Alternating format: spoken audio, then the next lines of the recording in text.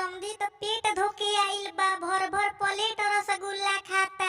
अरे काहे समधी जी रसगुल्ला ना खइले है काजी? अरे ए साली जी रसगुल्ला बहुत खइले बानी, लेकिन तोहार रसगुल्ला बड़ा मीठ बा हो। अरे आइए दादा, बुढ़ावा समधी तो मजाक करता, तनी गारी गीत गरियावत। अरे महारा में बैठी के पकल उठाल, सुखल बा मुहावा तू काहे लजाल। खालो ये समधी, खालो ये समधी मुर्गा या तंदूरी खालो, खालो ये समधी मुर्गा या तंदूरी खालो। एको चावल जदी छूटेगा समधी, आधे पलाठी टूटेगा समधी। एको चावल जदी छूटेगा समधी, देही पलाठी टूटेगा समधी।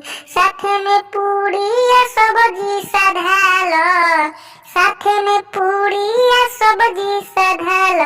खाला ये समधी मुर्गा आ तंदूरी खाला, खाला ये समधी मुर्गा आ तंदूरी खाला।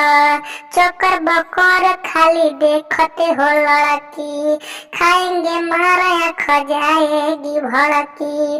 बड़का तू मऊगा मरदवा बुझाल, बड़का तू मऊगा मरदवा बुझाल।